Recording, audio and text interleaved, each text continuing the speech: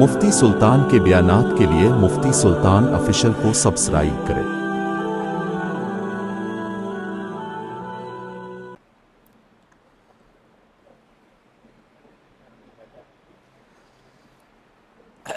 الحمد لله نحمده ونستعينه ونستغفره ونؤمن به ونتوكل عليه ونعوذ بالله من شرور أنفسنا ومن سيئات أعمالنا من يهده الله فلا مضل له ومن يضلله فلا هادي له ونشهد أن لا إله إلا الله وحده لا شريك له ونشهد أن سيدنا وسندنا وحبيبنا ومولانا محمدا عبده ورسوله أما بعد فقد قال الله تبارك وتعالى في القرآن المجيد والفرقان الحميد فأعوذ بالله من الشيطان الرجيم بسم الله الرحمن الرحيم ومن يتق الله يجعل له مخرجا ويرزقه من حيث لا يحتسب وقال النبي صلى الله عليه وسلم أبغض المباحات عند الله الطلاق أو كما قال عليه الصلاة والسلام صدق الله المولانا العظيم وصدق رسوله النبي الكريم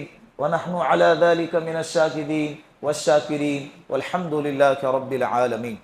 پیار محبت کے ساتھ ایک دفعہ درود پاک پڑھ لے۔ اللہم صلی علی محمد فی اول کلامنا، اللہم صلی علی محمد فی اوسط کلامنا، اللہم صلی علی محمد فی آخر کلامنا۔ اللہ کا بے انتہا شکر گزار ہیں کہ اللہ نے ہمیں ایک آزاد بھارت میں سانس لینے کی اللہ نے موقع فراہم عطا فرمایا۔ الحمدللہ ہم نے جو دور آنکھ کھولنے کے بعد جو دیکھا ہے یہ امن کا دور دیکھا ہے، شانتی کا دور دیکھا ہے، سکون کا دور دیکھا ہے، جہاں پر ہر قسم کے مذہب کو ماننے والے لوگ ساتھ میں رہتے ہیں، جس کو گنگا جمنی تہذیب کہتے ہیں۔ اور آزادی یہ فطرت انسانیت ہے، فطرت اسلام ہے۔ ہر نبی نے آنے کے بعد انسانوں کو انسانوں کی غلامی سے نکال کر اللہ کی غلامی میں داخل کرنے کا مشن جاری کیا ہے۔ ہر نبی کا یہی کام رہا ہے کہ لوگوں کو انسانوں کے غلامی سے نکالا جائے اور جو حقیقی مالک ہیں، جو حقیقی آقا ہیں، جو حقیقی پالنہار ہیں، اس کے غلامی میں داخل کیا جائے۔ آپ صلی اللہ علیہ وسلم کے تعلیمات کو اگر آپ غور سے پڑھو گے تو آپ کو اس میں ملے گا، یہ کام کرو گے تو آپ کو اتنے غلام آزاد کرنے کا ثواب ہے، آپ فلاں ایک غلام کو آزاد کرو گے اللہ آپ کو اتنا ثواب عطا کریں گے۔ یہ آزادی یہ انسان کا پیدائشی حق ہے۔ اس لیے کہ ماں حضرت عمر رضی اللہ عنہ نے ایک گورنر کو پیغام لکھا، کہا کہ جب اس کی ماں نے اس کو آزاد جنم دیا ہے تو تم کون ہوتے ہو اس کو غلام بنانے والے؟ تم اس کو غلام بنانے والے کون ہوتے ہو؟ تو آزادی انسان کا اصل میں مسئلہ کیا ہے؟ اللہ رب العزت نے جو ہے نا 3 قسم کے چیزوں کو پیدا فرمایا، ایک جمادات ہے، ایک نباتات ہے، ایک حیوانات ہے۔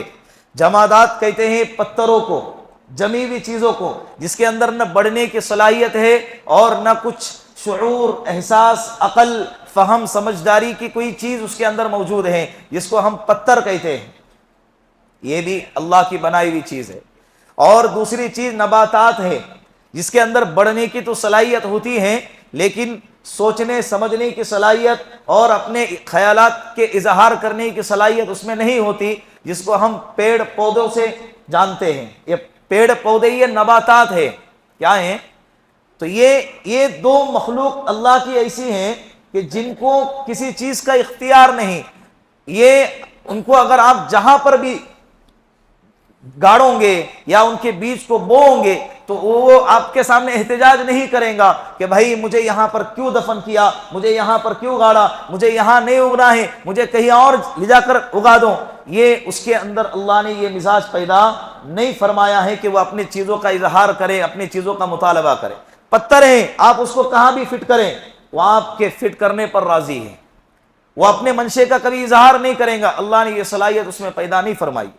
تیسری مخلوق ہے جس کو حیوانات کہتے ہیں، جان رکھنے والے جانور، اس کے اندر انسان بھی آ گئے، چرند پرند بھی آ گئے، ہاتھی بھی آ گئے، گھوڑے بھی آ گئے، شیر چیتے بھی آ گئے۔ اور اس میں بھی اللہ نے دو قسمیں بنائی ہیں، ایک وہ جانور جس میں بڑھنے کی صلاحیت بھی ہے، چیزوں کو محسوس کرنے کی صلاحیت بھی ہے، اور جس میں اپنے اندر کے احساسات کو ظاہر کرنے کی اللہ نے کچھ صلاحیتیں اس میں بھی ڈالی ہیں، جس کو ہم جانور کہتے ہیں، جیسے ہاتھی ہے، گھوڑا ہے، چیتا ہے۔ یہ ان کے اندر بھی آزادی ان کے فطرت میں ہے۔ ان کو اگر کوئی قید کرنے کی کوشش کرتا ہے تو ابتدا میں وہ اپنے آزادی کے لیے لڑتے ہیں، کوشش کرتے ہیں، اپنے آپ کو چھڑانے کی کوشش کرتے ہیں، لیکن جب پوری طرح سے قید ہو جاتے ہیں تو سامنے والے کے غلام بن جاتے ہیں۔ لیکن اللہ رب العزت نے اسی کے ساتھ جو دوسری مخلوق پیدا فرمائی، اس میں اللہ رب العزت نے مکمل طور پر شعور پیدا فرمایا، احساس پیدا فرمایا، سمجھنے کی صلاحیت پیدا فرمائی، اور اپنے خیالات کے اظہار کی صلاحیت اللہ نے پیدا فرمائی۔ اتنا شعور اللہ نے انسانوں کو دیا کہ اس کا ایک حصہ بھی جانوروں کو اللہ نے عطا نہیں کیا۔ تو یہ انسان، یہ اشرف المخلوقات ہیں، یہ حیوانات، نباتات، جمادات، یہ ساری کی ساری اللہ رب العزت نے اس انسان کے لیے پیدا فرمائی۔ کس کے لیے پیدا فرمائی؟ انسان کے لیے۔ اور تقریباً اسلام سے پہلے اکثر ممالک کے اندر بادشاہت کا دور ہوا کرتا تھا، شام ہو، اسی طرح ہندوستان ہے، یورپ ہے، دیگر علاقوں میں بھی بادشاہت کا دور ہوتا تھا۔ بادشاہت میں اتنے آگے بڑھ گئے کہ بادشاہت حکم خاندانی نسل کے اعتبار سے آگے بڑھتی جاتی تھی، اور باقی کے جتنے بھی لوگ ہیں سارے کے سارے لوگوں کو غلام سمجھا جاتا تھا، اور غلامی کے اندر جو ان کا بن پڑتا وہ ان پر ظلم کے پہاڑ توڑے جاتے۔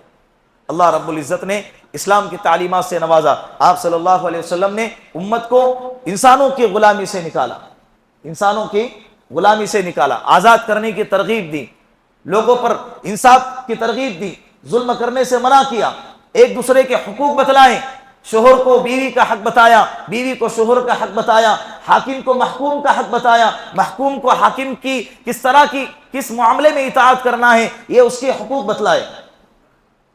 اگر کوئی مالک ہے اپنے وہاں پر نوکری، کوئی بندہ اس کے یہاں پر نوکری کر رہا ہے تو مالک کو اس کے نوکر کے حقوق بتلائے، نوکر کو اپنے آقا اور اس کے مالک کے حقوق بتلائے، کھول کھول کر ہر ایک کے حقوق بتلائے۔ لیکن مغل سلطنت میں ملک ہندوستان پر ایک بری نظر پڑی، ایسٹ انڈیا کمپنی کی، انگریزوں کی بری نظر جب گری، تقریباً 1608 میں تجارت کی غرض سے ملک ہندوستان کے اندر داخل ہو گئے۔ بڑا تفصیلی سلسلہ ہے تاریخ کا، تاریخ ہند ایک کتاب آتی ہے، آپ اٹھا کر اس کو پڑھ لینا، ایک تاریخ فرشتہ ہے اور تاریخ ہند ہے، جس میں مکمل طور پر جس وقت میں انگریزوں نے ملک ہندوستان پر تسلط حاصل کیا، وہاں سے لے کر جب ملک ہندوستان انگریزوں سے آزاد ہوا، ساری کے ساری تاریخ کو اس کے اندر جمع کیا گیا۔ اور اس میں جب آپ اٹھا کر دیکھیں گے آپ کو نظر آئے گا کہ اس ہندوستان کے، اس ملک کے، ہمارے پیارے ملک کے آزاد کرنے میں جتنا غیروں کا ہاتھ ہے اتنا مسلمانوں کا بھی ہاتھ ہے۔ انہوں نے خون بہایا ہے تو ہم نے بھی خون بہایا ہے۔ علماء کو تختے زار پر لٹایا گیا اور انہیں پھانسی کے پندوں پر لٹکایا گیا، مالٹا کے جیلوں کے اندر ان کو کئی سالوں تک قید و بند کی مشقتوں میں ڈالا گیا۔ آپ اٹھا کر دیکھ، سب سے پہلے جنگ آزادی کا نعرہ جس نے لگایا حضرت شاہ ولی اللہ محدث دہلوی رحمۃ اللہ علیہ، اور ان کے مشن کو جس نے آگے بڑھایا ان کا بیٹا حضرت شاہ عبدالعزیز محدث دہلوی رحمۃ اللہ علیہ۔ جنگیں لڑی ہے تو قیادت کرنے والے حضرت حاجی ہمداد اللہ رحمۃ اللہ علیہ، مولانا قاسم نانوتوی رحمۃ اللہ علیہ، شاہ اسماعیل شہید رحمۃ اللہ علیہ، جنگ آزادی میں جنہوں نے اپنے جانوں کا نذرانہ پیش کیا۔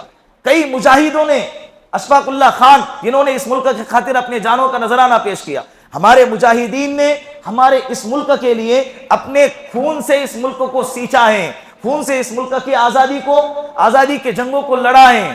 اس کے بعد جا کر ہم نے امن کے ماحول کے اندر چین کی سانس لی ہے۔ لیکن چند سالوں سے ہم دیکھ رہے ہیں کہ اس ملک پر دوبارہ سے غلامی کے گندے سائے منڈلا رہے۔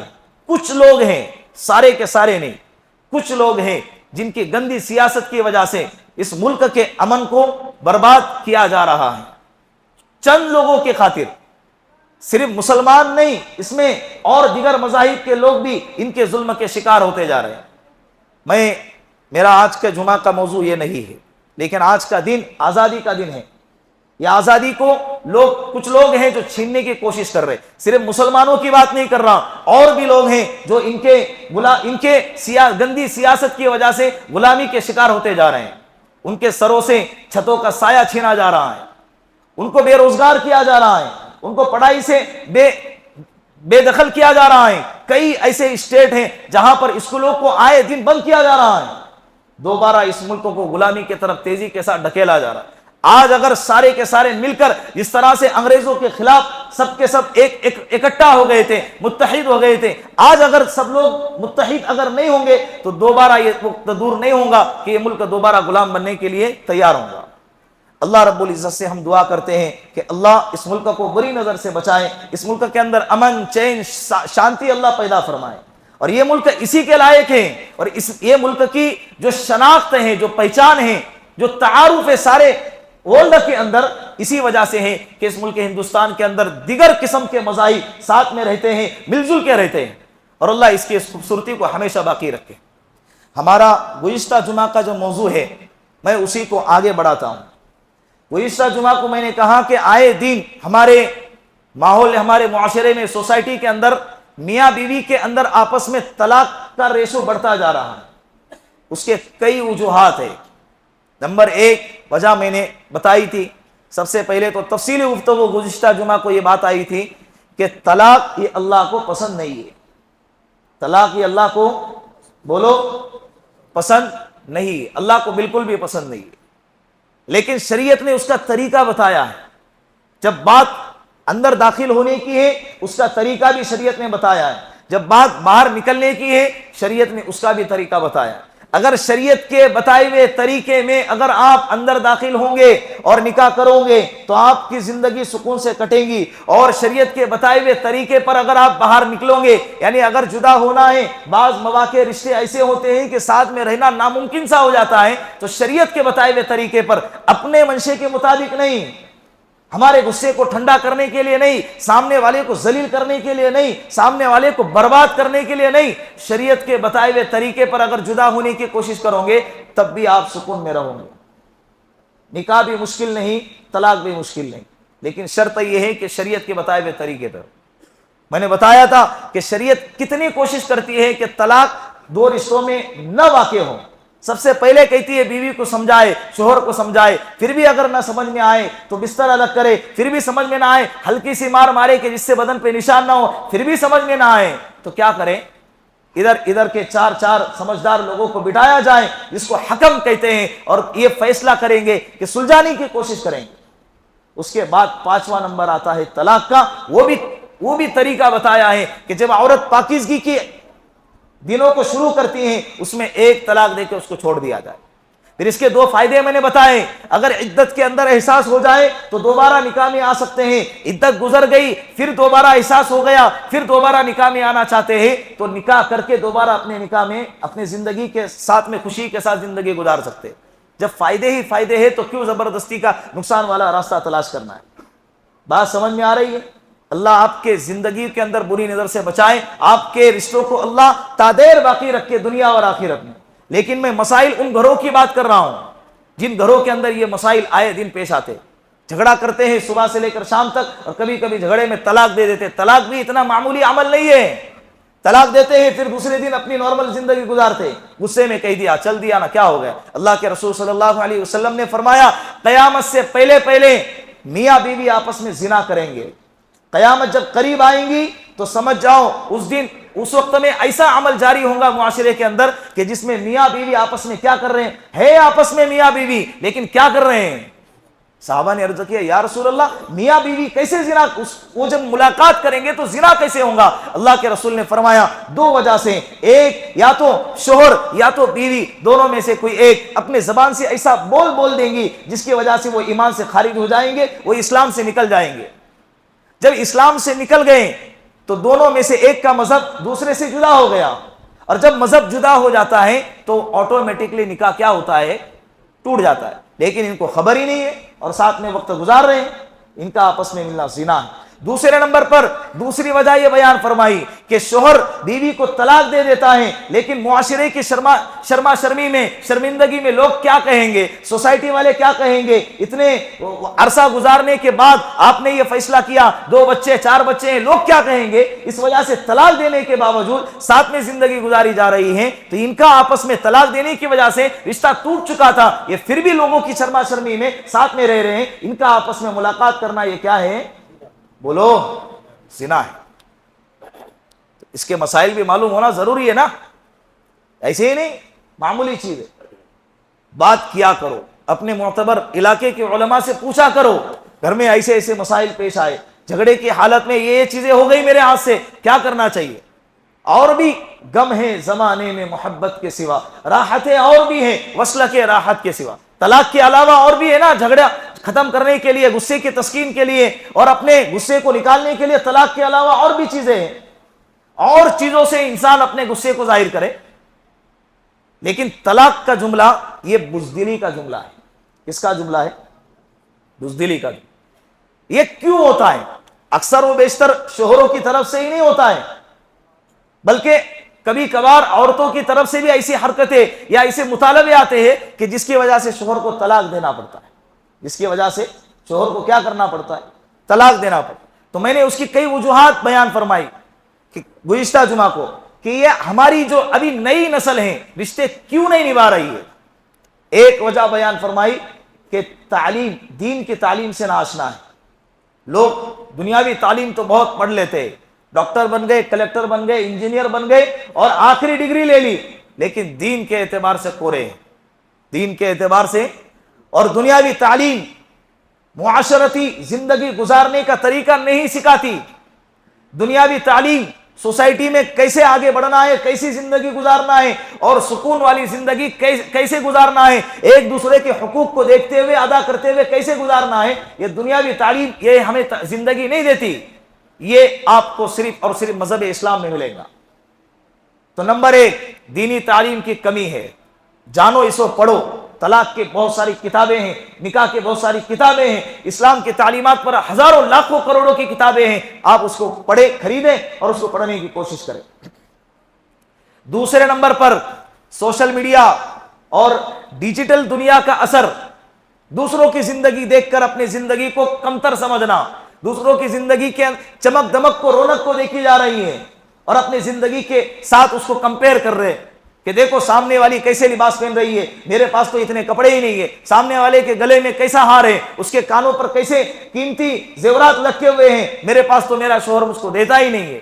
اللہ نے آپ کو شوہر دیا اور پیارے پیارے اللہ نے بچے دیے اور پیٹ بھرنے کے لیے 2 وقت کی روٹی اللہ نے آپ کو عطا فرمائی، صحت اللہ نے آپ کو عطا فرمائی اور سر ڈھانکنے کے لیے اللہ نے چھت دیا ہے، چاہے ذاتی ہو چاہے کرائے کا مکان ہو۔ اللہ کا شکر ادا کریں، آپ دنیا کی سب سے زیادہ مالدار خاتون ہیں، دنیا کے سب سے مالدار انسان ہیں۔ آپ زندگی گزارنے کے لیے اتنی چیزیں کافی ہے۔ یہاں پر ہم کروڑوں سال رہنے کے لیے نہیں آئے ہیں، کروڑوں سال یہاں پر وقت گزارنے کے لیے نہیں آئے۔ اللہم لا عیش الا عیش الاخرہ فاغفر الانصار والمہاجرہ، اے اللہ اصل زندگی تو آخرت کی زندگی ہے، انصار اور مہاجرین کی مغفرت فرما۔ اللہ کے رسول نے فرمایا کہ اصل زندگی کہاں کی ہے؟ بولو، اللہ کی ہے، اللہ کے یہاں ہے آخرت کی زندگی، وہ اصل زندگی۔ یہاں ایسے رہے کہ ویسے رہے، وہاں دیکھنا ہے کہ کیسے رہیں۔ نہ زوال اچھا ہے نہ عروج اچھا ہے، نہ زوال اچھا ہے نہ عروج اچھا ہے، میرا رب جس حال میں رکھے وہ حال اچھا ہے۔ کیسے بھی رہو آپ، اگر اللہ نے ہم کو اس حالت میں رکھا ہے تو اس حال پر اللہ کا شکر ادا کریں۔ چاہے مالدار کی حالت میں ہو اللہ کا شکر ادا کریں، چاہے غریبی کی حالت میں ہو اللہ کا شکر ادا کریں۔ سیرت اٹھا کر دیکھیں، نبیوں کی بیویوں کے بیٹیوں کے واقعات آپ پڑھو گے آپ کے رونگٹے کھڑے ہو جائیں گے کہ اللہ نے ان کو کیسے آزمایا ہے۔ اللہ کے رسول نے فرمایا میری امت پر مجھے مال کا خوف ہے۔ کس کا خوف ہے؟ مال کا۔ مال آئے گا انسان بھٹک جائے گا، مال کی وجہ سے انسان فتنے میں مبتلا ہو جاتا ہے، ناشکری کی کیفیت پیدا ہو جاتی ہے۔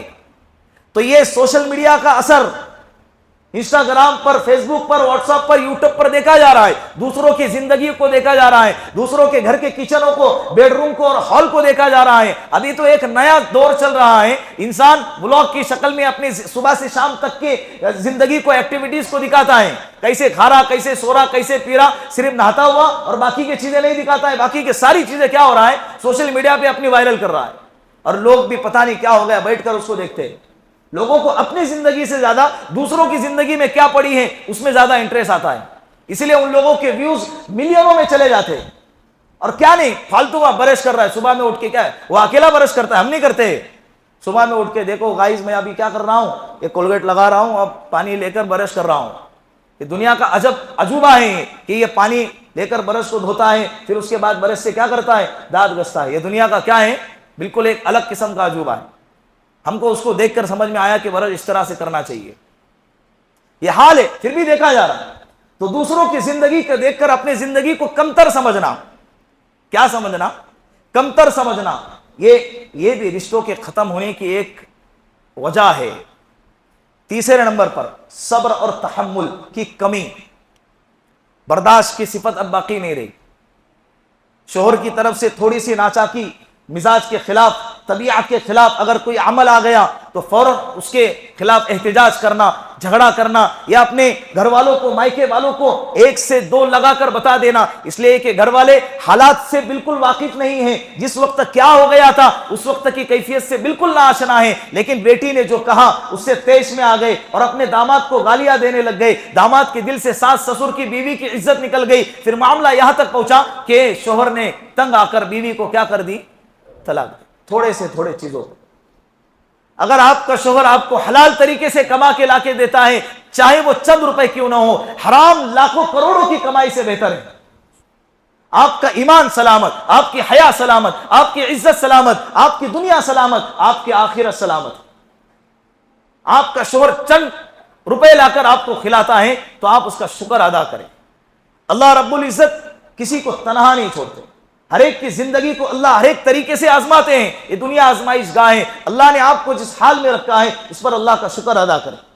सबर शोहर को भी चाहिए कि बीवी के छोटी मोटी जो नाचाकी है, छोटी मोटी तबीयत के खिलाफ चीजें हैं, मिजाज के खिलाफ चीजें हैं, उसको बर्दाश्त करें। उसको क्या करें, उसको बर्दाश्त करें। बर्दाश्त करना सीखे अल्लाह के वास्ते। ये सिफत इतनी आला है, अल्लाह इसका सिला कल क़यामत की जन्नत में अता करेगा। वो आपके भरोसे आपके पास आई है, सबर से काम ले। दोनों के लिए मुआमला कभी इधर से नाशुक्री का, कभी बेसब्री का, कभी मुआमला इधर बीवी की तरफ से होता है, कभी कपड़ों का मुतालबा, कभी घर का मुतालबा, कभी चीजों का मुतालबा, कभी घूमने फिरने का मुतालबा। और मुतालबे जब पूरे नहीं होते हैं तो शोहरों की शिकायतें दूसरे औरतों के सामने की जाती हैं और दूसरे लोगों के सामने शिकायतें की जाती हैं। इसमें इज्जत शोहरों की नहीं जाती है, इसमें इज्जत किसकी जाती है? अगर आप अपने शोहर को दूसरों के सामने बादशाह बनाकर पेश करोगे तो आप जो है बादशाह की बीवी मलिका कहलाओगे। अगर आप दूसरों के सामने अपने शोहर को गुलाम और जलील बनाकर अगर पेश करोगे तो आप कौन सी बीवी कहलाएंगे? बोलो, गुलाम की बीवी कहलाएंगे ना। बादशाह हमारा शोहर है तो आप क्या हो गए? मलिका हो गए। तुम्हारा शोहर अगर गुलाम है तो तुम क्या हो गए? अभी आपके ऊपर है कि आपको अपने शोहर को मुआशरे में और सोसाइटी में किस तरह से पेश करना है। कूफा एक इलाका है इराक के अंदर। हजरत इमाम अबू हनीफा रहमतुल्लाहि अलैह वहां रहा करते थे। उनके एक शागिर्द हैं हजरत दाऊद ताई रहमतुल्लाहि अलैह। उनके जमाने में एक वाकया पेश आया, बड़ा जबरदस्त वाकया है। अल्लाह के कुदरत पर, अल्लाह पर भरोसा करने पर क्या जबरदस्त वाकया थे, ईमान को ताजा करने वाला। उनके जमाने में एक औरत बेवा हो गई, उसके घर में बच्चे हैं, कोई सहारा नहीं, बाप का साया सर से उड़ गया। जो औरतें अपने शोहरों की कमियों पर नाशुक्री करती है ना, अल्लाह ने आपको सिर्फ शोहर दिया है, इस पर शुक्र अदा करें। अल्लाह ने आपके सरों पर शोहरों का साया रखा है, इस पर अल्लाह का शुक्र अदा करें। चाहे वो कैसा हो, कम पढ़ा लिखा हो, ज्यादा पढ़ा लिखा हो, कम हुनर वाला हो या ज्यादा हुनर वाला हो, आपका शोहर का आपकी जिंदगी में रहना कई फितनों के दरवाजे को बंद करना है। कई फितनों के दरवाजे को, लोगों की नजरें बदल जाती हैं, ख्यालात बदल जाते हैं, रिश्तों की तक के नजरें बदल जाती हैं, रहने सहने का तेवर भी बदल जाता है। अल्लाह ने आपके सरों पे अगर साया रखा है उसका शुक्र अदा करें। عورت بیوہ ہو گئی, سر سے شوہر کا سایہ اڑ گیا, بچے ہیں گھر میں, 3 درہم گھر میں بچے ہوئے تھے. کتنے درہم؟ 3 درہم. وہ عورت پریشان ہو گئی, اب کرے کیا؟ یہ 3 درہم, کل کائنات 3 درہم ہے. ابھی اگر جا کر کھانا لے کر آؤں گی, ایک وقت کا کھانا کھائیں گے, ختم ہو جائیں گا, پھر آئندہ کھانے کے لیے کیا؟ ہر ایک میں بھیک مانگنے کا مزاج نہیں ہوتا ہے. کچھ لوگ غیرت مند بھی ہوتے ہیں, اپنی حاجتوں کو مخلوق کے سامنے کبھی بیان نہیں کرتے. یہ عورت نے ٹھان لی, جدوجہد کریں گی, کوشش کریں گی, اپنے بچوں کو پال کے بتائیں گی. 3 درہم لے کر مارکیٹ میں گئی, بازار میں گئی اور اون خریدا. اون خرید کے اس کے ذریعے سے رسی کو بنایا, رسی بنا کے مارکیٹ میں لا کر اس کو بیچا تو 5 درہم آئے. کتنے درہم؟ 5 درہم آئے. توجہ سے سننا,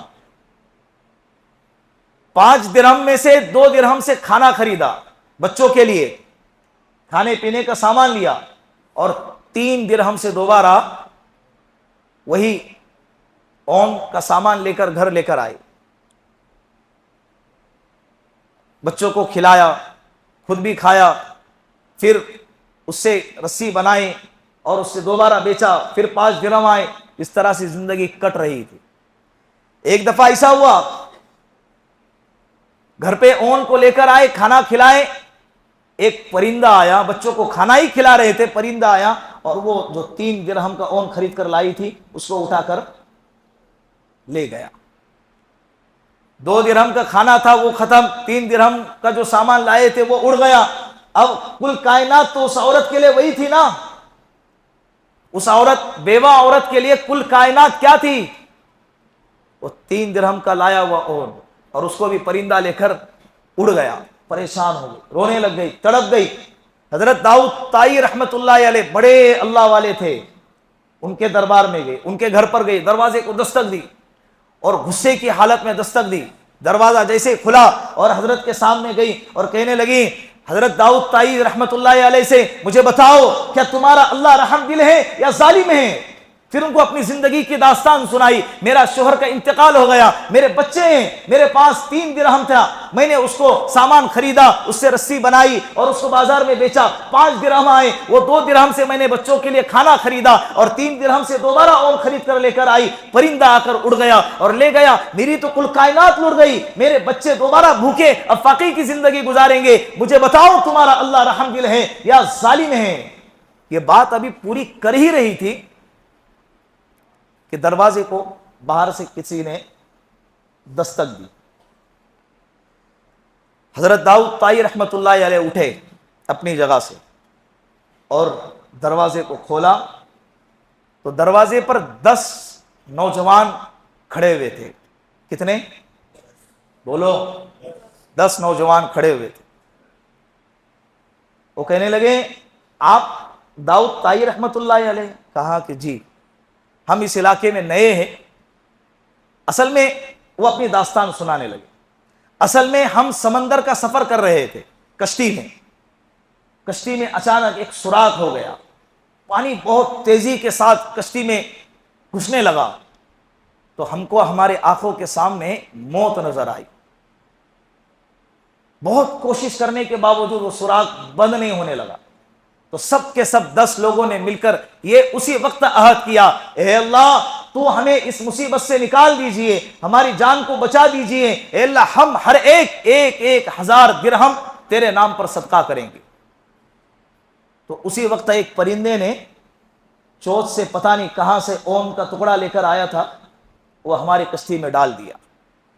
ہم نے اس سے سوراخ کو بجھایا اور جلدی جلدی سے اس کشتی میں سے پانی کو نکال دیا اور ہماری جان بچ گئی اور کشتی ہماری اس علاقے تک آئی. ہم یہاں کسی کو جانتے نہیں لیکن 10,000 درہم ہیں, سب کی ملا کے 1,000 10,000 درہم ہیں. ہم کسی کے بھی ہاتھ میں نہیں دینا چاہتے. لوگوں سے پوچھا اس علاقے میں سب سے معتبر شخص کون ہے؟ لوگوں نے آپ کا نام بتایا. ہم آپ کے پاس آئے, آپ یہ 10,000 درہم لے لیجئے اور اس کو اپنے جاننے والوں میں جو مستحق ہے آپ اس کو وہاں تک پہنچا دیجیے. दाऊद ताई रहमतुल्लाह अलैह हैरान हो गए, 10,000 दिरहम को लिया और उस औरत के सामने गए और कहने लगे, अम्मा बता अब मेरा अल्लाह रहम दिल है या मेरा अल्लाह जालिम है, बता मेरा अल्लाह रहम दिल है या मेरा अल्लाह जालिम है।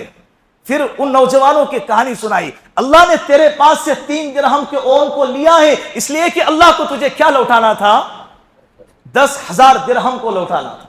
वह औरत 10,000 दिरहम को लेकर अल्लाह का शुक्र अदा करते हुए वहां से निकल गई, रोते हुए अल्लाह का शुक्र अदा करते हुए वहां से। ओ नौजवानों, अल्लाह की कसम, अल्लाह रहम दिल है। अल्लाह हर एक को, कभी किसी को तनहा नहीं छोड़ता।